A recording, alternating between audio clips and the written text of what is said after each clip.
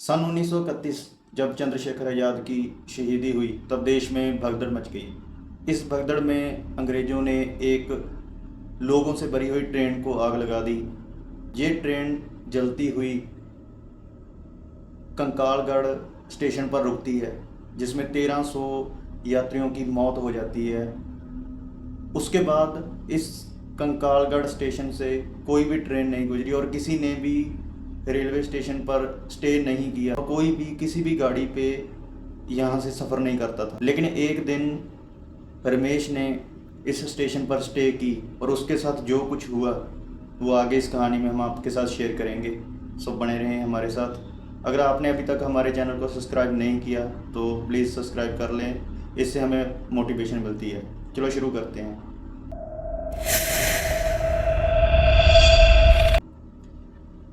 रमेश जो जयपुर में रहता था, अब उसकी जॉब जो चली गई थी वो बिल्कुल फ्री था, कोई उसके पास काम नहीं था।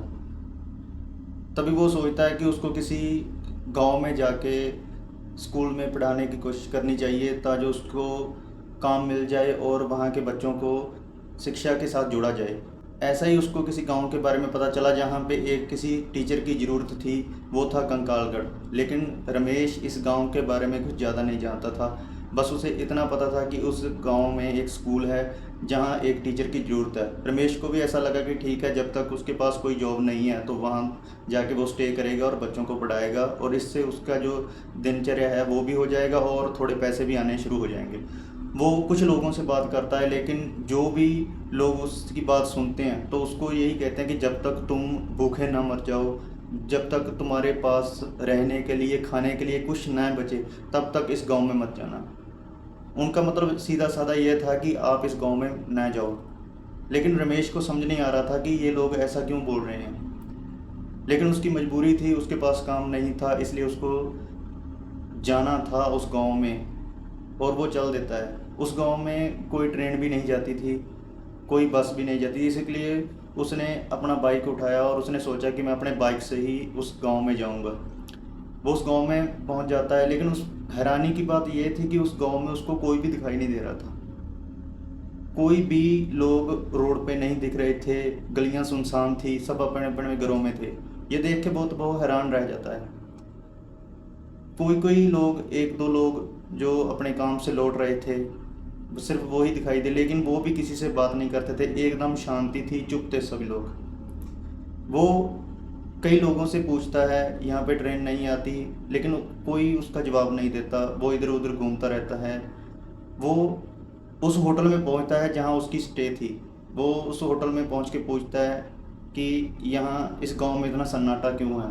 तो वो भी उसका जवाब नहीं देते और उसको बोलते हैं कि आप भी इस रात आप हमारे होटल में नहीं रुक सकते, क्योंकि यहाँ पर कंस्ट्रक्शन का काम चल रहा है और अगर आप यहाँ पर रुकोगे तो आप आराम नहीं कर सकोगे और कल रात हम आपको रूम दे देंगे और आप यहाँ पर स्टे कर लेना। रमेश बोलता है कि चलो ठीक है, आज की रात मैं यहीं बाहर कहीं अपनी बिता लूँगा और कल मैं यहाँ पर स्टे करूँगा। रमेश गांव में घूमने लगता है, लोगों से बात करने की कोशिश करता है, लेकिन कोई भी उसकी बात का जवाब नहीं देता।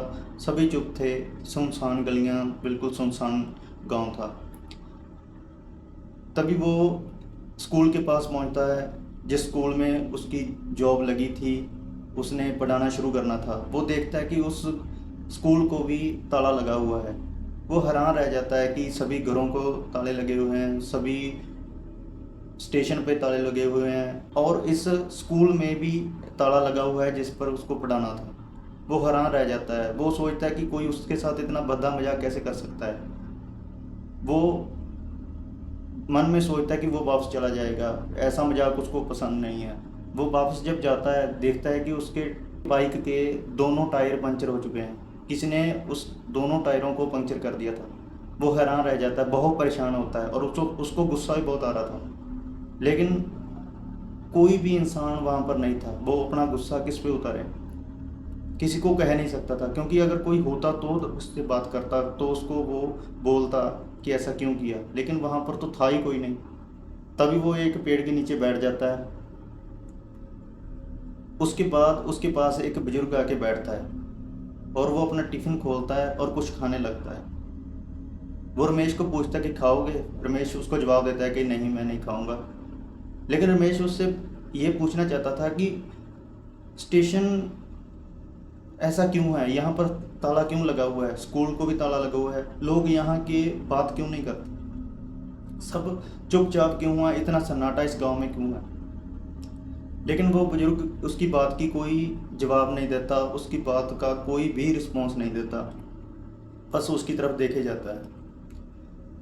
फिर रमेश उससे एक बार फिर पूछता है कि यहाँ के रेलवे स्टेशन से कभी कोई गाड़ी नहीं गुजरी? तो फिर बुजुर्ग उससे बोलता है कि बेटा, ऐसा इस स्टेशन के बारे में कभी नहीं बोला जाता इस गांव में। इस गांव में इस स्टेशन का नाम अभी तक भी नहीं लिया जाता। आज रात तुम मेरे साथ चलो, मेरे गांव घर में रुक सकते हो, वहाँ कोई प्रॉब्लम नहीं होगी। लेकिन आज 12 तारीख है और आप 14 तारीख तक बाहर नहीं निकल पाओगे। रमेश हैरान रह जाता है और सोचने लगता है कि ऐसा क्यों। लेकिन वो उसकी कंडीशन थी कि आप 14 तारीख से पहले बाहर घर से नहीं निकलोगे। तो रमेश कहता है कि तुम चले जाओ, मैं अपने आप बाहर ही बिता के गुजारा कर लूँगा, मैं इतने दिन अंदर घर में नहीं रह सकता। तो बुजुर्ग उठ के चला जाता है और जाता जाता उसकी तरफ देखता है और बोलता है कि आप अकेले स्टेशन पर मत जाना, बाहर स्टे मत करना। तो रमेश सोचता है कि ऐसा वो क्यों बोल के गया, समझ नहीं आ रहा था उसको कि क्या करे। रमेश के पास रहने के लिए कोई जगह नहीं थी। आखिर वो सोचता है कि वो स्टेशन पे जाके रात बिताएगा। वो स्टेशन पर पहुंचता है, बिल्कुल सुनसान था। ऐसा लगता था कि सालों से यहाँ पर कोई भी गाड़ी नहीं आई थी। पटरियों पर जंगाल लगी हुई थी, जिससे ऐसा लगता था कि कभी भी कोई गाड़ी यहाँ से गुजरी नहीं थी। स्टेशन टूट चुका था, बिल्कुल सुनसान था। तभी वो एक बेंच पे लेट जाता है और थका हुआ था, इसलिए उसको नींद आ जाती है। और कुछ देर बाद वो अचानक से उठता है। उसको ऐसा लगता है कि जैसे उसके पास से कोई गुजर के गया है। वो हैरान रह जाता है कि ऐसा कैसे हो सकता है, इस स्टेशन पर पे तो कोई आता ही नहीं है। तो उसको वो सोचता है कि मेरा वहम हो सकता है, ऐसा नहीं हो सकता कि कोई यहाँ पर आए। आसपास कोई भी नहीं था, बिल्कुल सुनसान थी। वो फिर सो जाता है। तभी उसको एक ट्रेन की आवाज़ सुनाई देती है और वो जाग जाता है और देखने लगता है कि यहाँ तो कोई ट्रेन आती ही नहीं, तो ये ट्रेन की आवाज़ कहाँ से आ रही है। वो हैरान रह जाता है, थोड़ा डर भी जाता है कि ऐसा कैसे हो सकता है। तभी उसको दूर से एक ट्रेन आती दिखाई देती है और ये कोई मामूली ट्रेन नहीं थी, ये ट्रेन में आग लगी हुई थी, वो भी भयंकर आग। वो देख के हैरान रह जाता है कि ऐसे ट्रेन को कैसे लग सकती है, ये क्या है, ये कोई नॉर्मल चीज़ तो नहीं हो सकती। वो वहाँ से भाग जाता है। वो आसपास स्टेशन के जितने भी घर होते हैं उनके दरवाजे खटखटाता है कि कोई उसको अपने घर में पनाह दे दे, कोई दरवाज़ा खोले और उसकी हेल्प करे। वो चिल्लाता है लेकिन कोई भी अपने दरवाजे नहीं खोलता, क्योंकि ऐसा लगता था कि जैसे उनको पहले से ही पता था कि ये सब होने वाला है। हर 12 तारीख की रात को ऐसा ही होता है, मानो जैसे वो सब कुछ जानते थे, किसी ने भी उसकी हेल्प नहीं की। तभी रमेश वापस उस स्टेशन पर जाने की कोशिश करता है, क्योंकि वो भूलकर भी उस स्टेशन को छोड़ नहीं सकता था, क्योंकि सारा सामान उसका वहाँ पर ही था। वो उसको छोड़ के कभी नहीं जा सकता था। वो फिर हौसला करता है और उस स्टेशन की ओर चलने लगता है। वो जाकर देखता है कि वो ट्रेन अभी भी वहीं खड़ी हुई है, लेकिन अब वो ट्रेन बिल्कुल नॉर्मल है, उसमें आग नहीं लगी हुई है, बिल्कुल नॉर्मल है। और वो देखता है कि वहाँ उस ट्रेन से ना कोई उतर रहा है और ना ही उस ट्रेन पर कोई चढ़ रहा है। वो हैरान था। वो ट्रेन में चढ़ता है और देखता है कि वो ट्रेन इतनी पुरानी हो चुकी थी, ऐसे लगता था कि सालों से इस ट्रेन में कोई नहीं चढ़ा। वो ट्रेन के अंदर चलने लगता है। तभी उसको महसूस होता है कि वो इस ट्रेन में अकेला नहीं है, और लोगों के पाँव की आवाज़ भी उसके पाँव के साथ आ रही है। वो रुक जाता है और जल्दी से जब वो पीछे देखता है वो हैरान रह जाता है। वो इतना खौफ में चला जाता है, क्योंकि जब वो पीछे मुड़ के देखता है तो उसको वही लोग दिखाई देते हैं जो आज से 90 साल पहले इस ट्रेन में जल के मरे थे। वो कंकाल, बिल्कुल बॉडी पे कोई उनके मांस नहीं है, बिल्कुल कंकाल हैं, जले हुए कंकाल। वो घबरा जाता है, भागने लगता है और वहीं गिर जाता है और बेहोश हो जाता है। सुबह जब उसकी आंख खुलती है तो वही बुजुर्ग जो उसको पहले मिला था वही उसके पास बैठा मिलता है और उससे बोलता है कि मैंने कहा था कि आप उस स्टेशन पर मत जाना और आपके साथ कुछ भी हो सकता है। वो रमेश से बोलता है कि आज भी आप मेरी बात को सुनो और मेरे साथ घर चलो। आज रमेश कुछ नहीं बोलता और चुपचाप उसके साथ उसके घर चलने लगता है। रमेश उसको बताता है कि वो कंकाल क्या थे, क्यों थे, वो उस रेल को आग क्यों लगी हुई थी। तभी वो आदमी पीछे मुड़ता है और बोलता है कि ये स्टेशन ही कंकालों से बना हुआ है। और जब वो पीछे मुड़ता है तो रमेश भी हैरान रह जाता है और उसकी डर की कोई सीमा नहीं रह जाती, क्योंकि जो वो इंसान था, जो वो बुजुर्ग था, वो उसका फेस बिल्कुल ख़त्म हो चुका था, वो भी एक कंकाल था।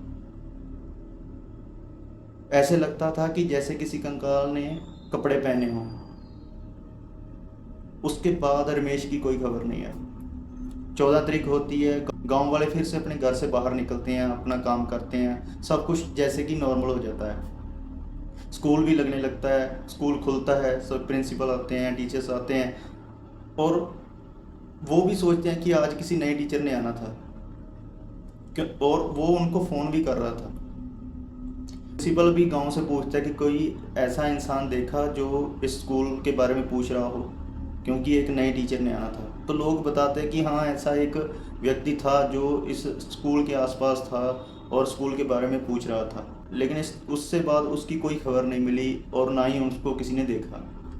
सभी सोचते हैं कि अगर वो उस पुराने घर के पास न गया हो तो वो बच सकता है, नहीं तो उसकी जान चली गई होगी, वो इस दुनिया से चला गया होगा, मर गया होगा।